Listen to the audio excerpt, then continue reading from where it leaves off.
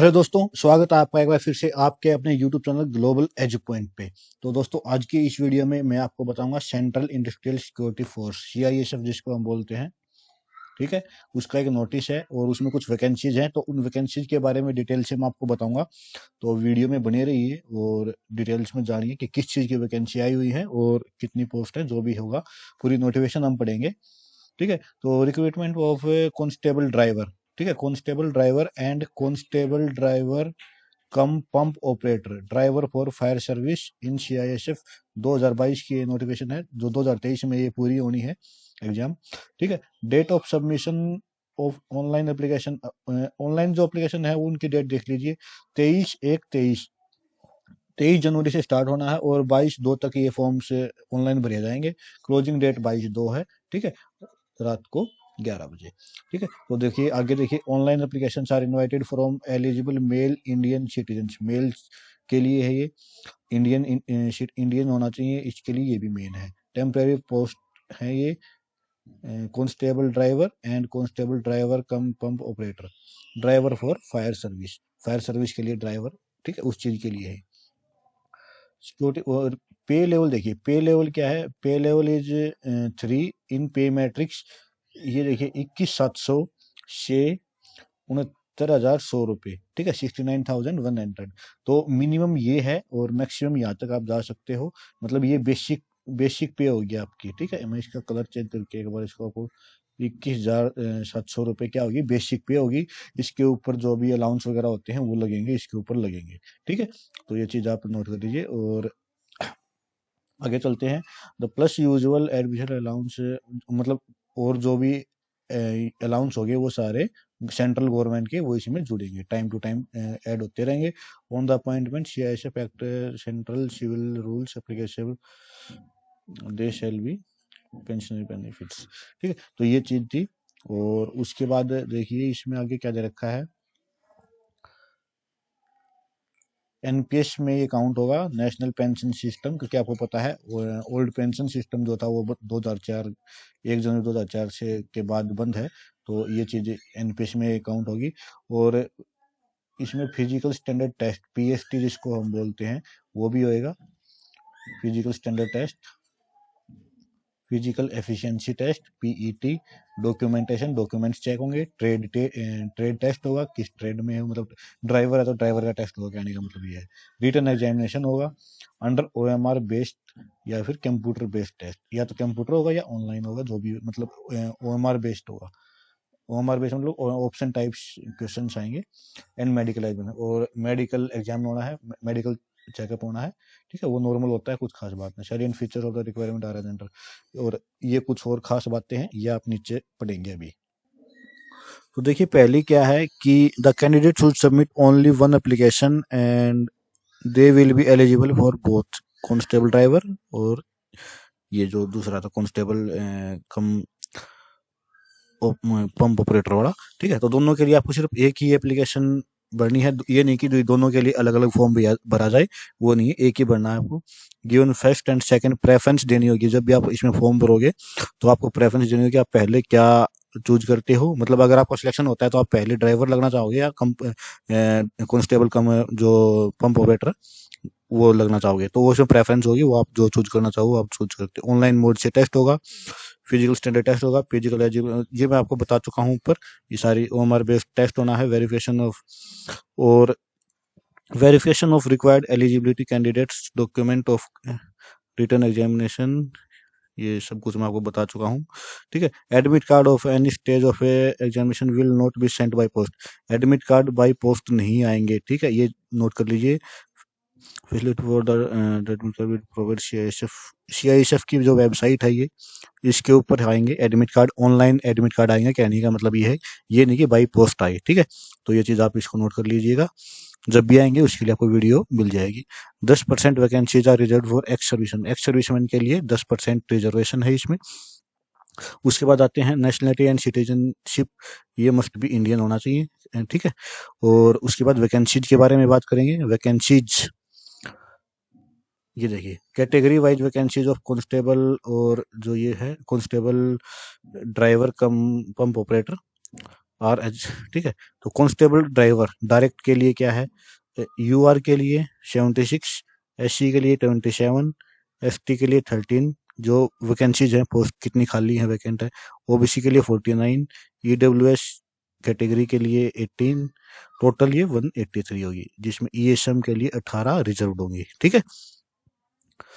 और जो pump operator के लिए है, driver come pump operator, driver for fire service direct, इनके लिए जर्नल के लिए 111, SC के लिए 40, ST के लिए 19, OBC के लिए 72, EWS के लिए 26, टोटल होगी 268, जिसमें से 27 ESM के लिए रिजर्व होंगी, क्योंकि ये है लगभग 10%, ठीक है।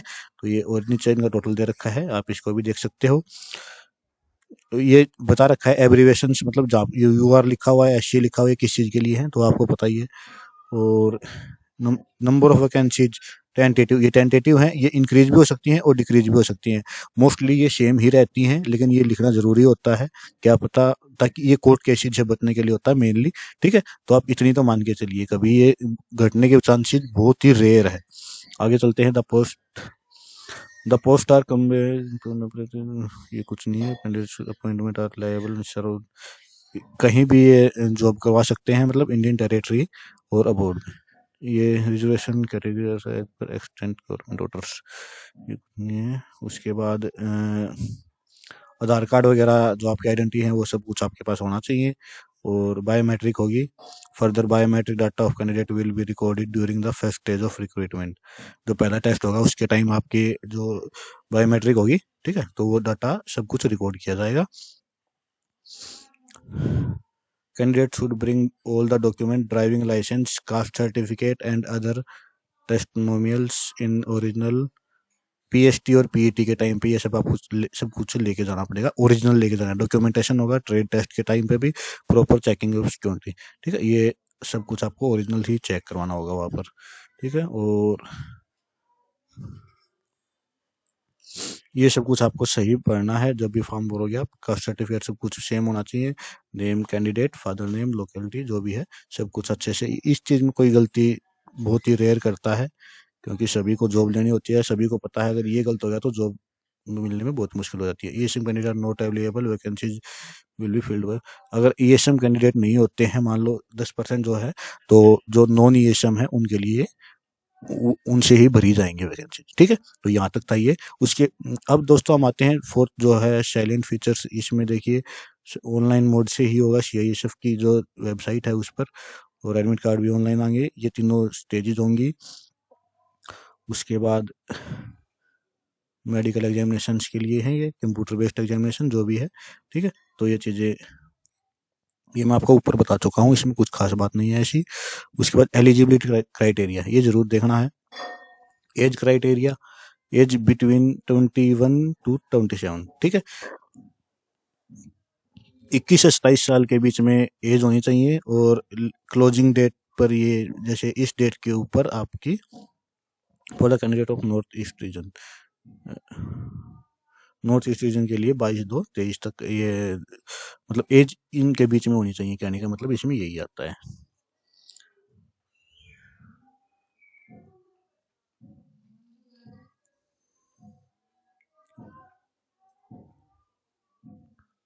अगर कोई कांस्टेबल है जो भी मतलब पहले वर्क कर चुके हैं ESM, तो उनके लिए अलग अलग है, वो आप इसमें देख सकते हो।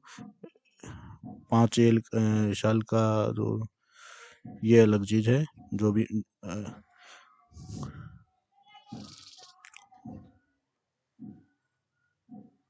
इसमें कुछ खास नहीं है ऐसा। डिस्क्वालिफिकेशन देखिए, no person who has entered into a contracted a marriage with a person having a spouse living, ठीक है, तो उनके लिए डिस्क्वालिफिकेशन होगी। Spouse living has entered into or contracted a marriage with any person shall be eligible for appointment to the service provided the central government may it satisfied that such marriage is permissible under the personal law application. Such dismissal of government service से अगर कोई dismiss हुआ है तो उसको नहीं लिया जाएगा, मतलब। उसके बाद देखिए एजुकेशनल क्वालिफिकेशन में क्या आता है, the candidate should have passed matriculation, कम से कम 10th पास होना चाहिए फ्रॉम किसी भी रिकॉग्नाइज्ड बोर्ड से, state central board upon government of India notification equivalent to, या तो 10वीं पास होना चाहिए या इक्विवेलेंट टू 10th होना चाहिए कोई भी। ठीक है, उसके बाद आता है ड्राइविंग लाइसेंस की बात। The candidate should have a valid driving licence in the following type of vehicles, heavy motor vehicle और ट्रांसपोर्ट व्हीकल। ठीक है, हैवी व्हीकल, और उसके बाद light valid driving licence in the following type. ठीक है, और ये तीनों होने चाहिए, मतलब हैवी व्हीकल भी का भी होना चाहिए, लाइट मोटर व्हीकल का भी होना चाहिए, और मोटरसाइकिल और विद गियर का भी होना चाहिए। ठीक है, तो अगर आपका मोस्टली ये बन जाता है तो ये दोनों ऑटोमेटिक बन जाते हैं 99% केसेज में, लेकिन फिर भी कभी कभी ये अलग से होता है और ये अलग होता है किसी के पास। तो आप बस ये देखना कि तीनों आपके पास हो, आपके जो ड्राइविंग लाइसेंस हो उसमें ये तीनों हो।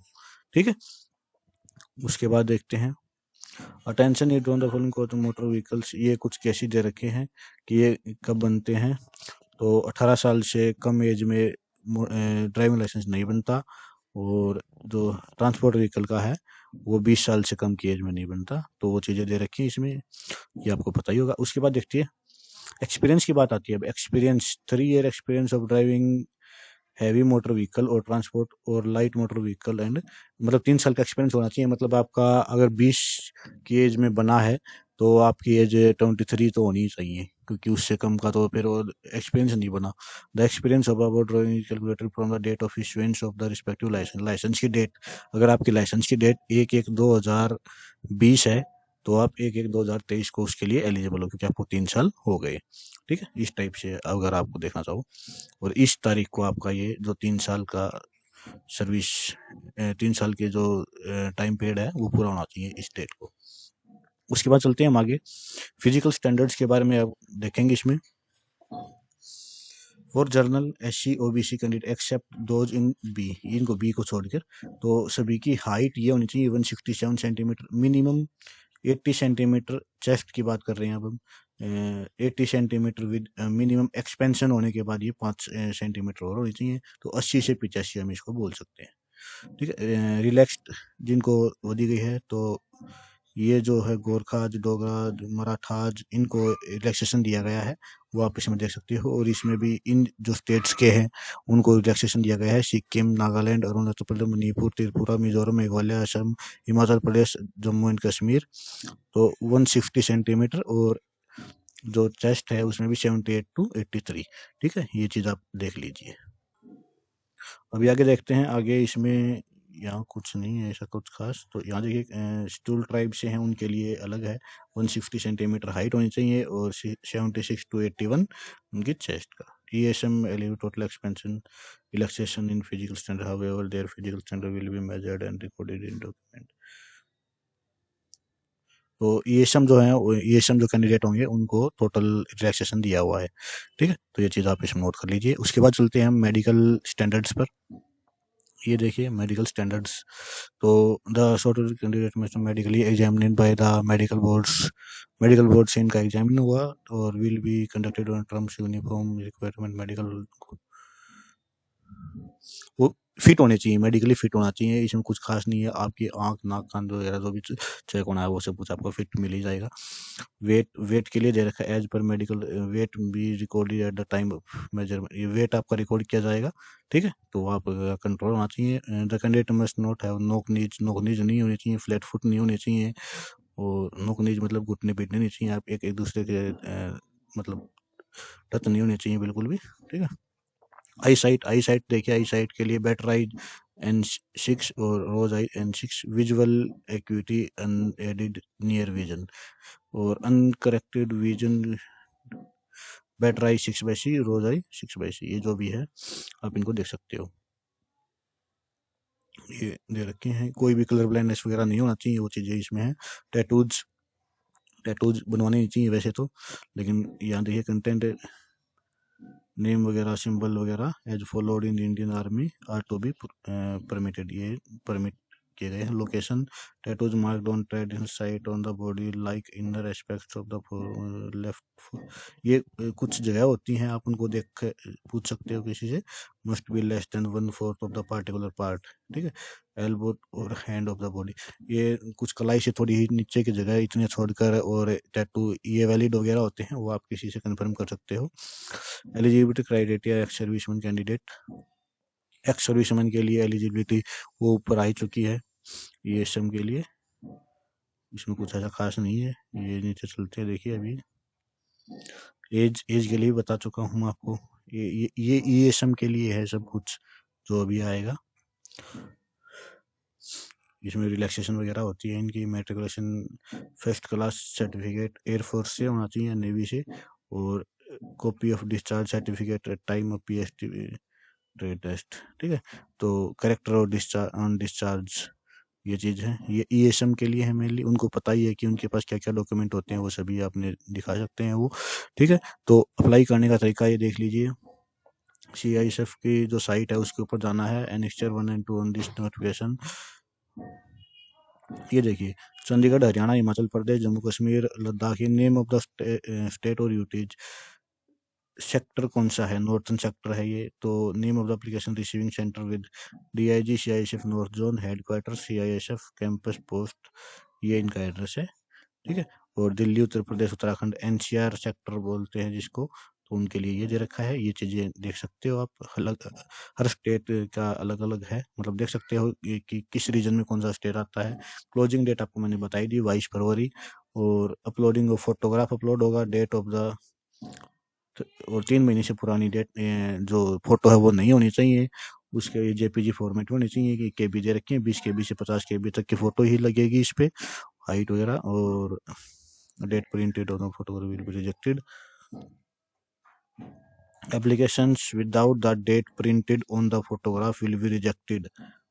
Taken must be clear, clear होनी चाहिए, और फोटो के ऊपर डेट होनी चाहिए। एप्लीकेशन विद ब्लड रिजेक्ट हो जाएगी। अपलोडिंग ऑफ सिग्नेचर, सिग्नेचर्स के लिए 10 KB से 20 KB एलिजिबल।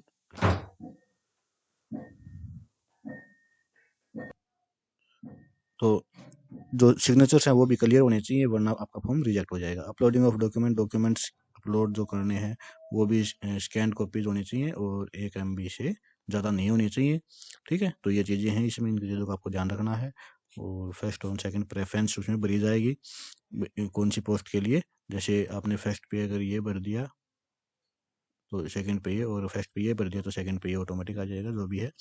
तो ये चीज़ें हैं जो ऑनलाइन आपको फॉर्म भरते हो तो ध्यान रखनी है।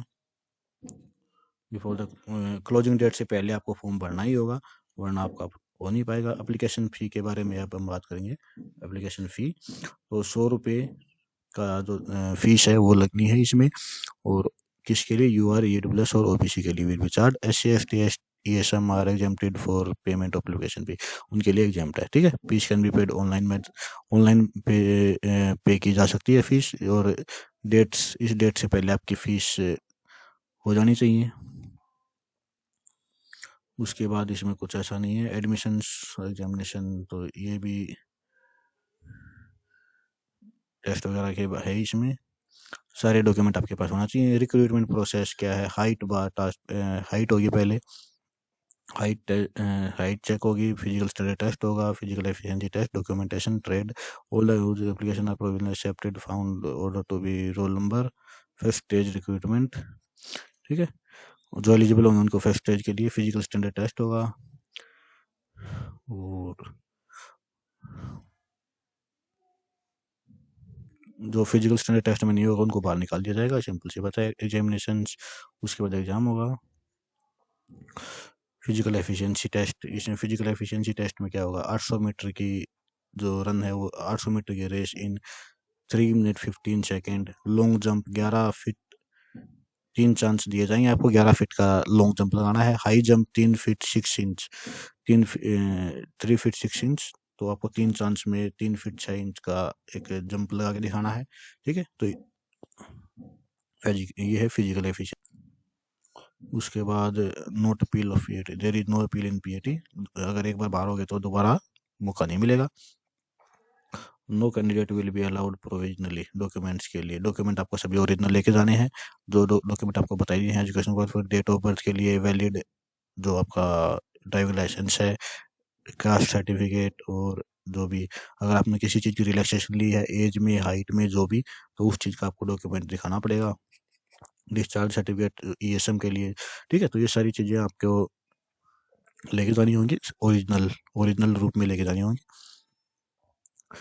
ट्रेड टेस्ट में आपको driving test for the light vehicle,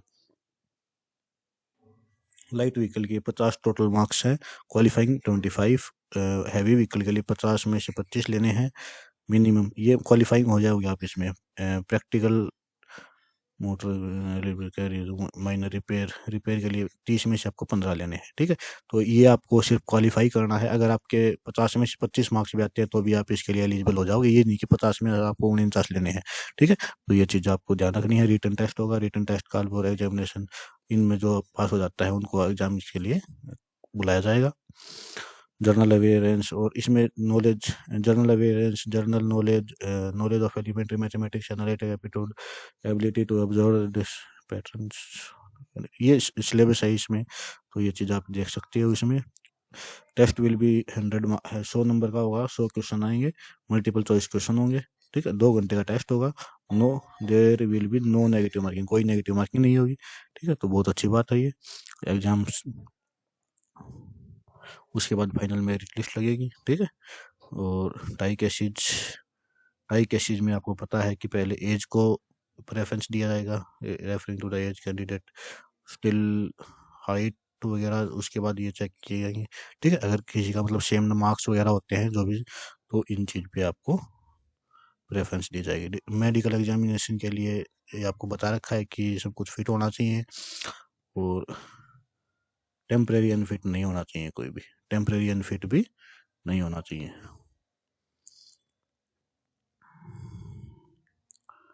उसके बाद इसमें क्या खास है कि देखते हैं, कुछ और दे रखा हो तो इसमें, तो उसमें कुछ और नहीं है, सिर्फ इतना ही था जो कि मेन है।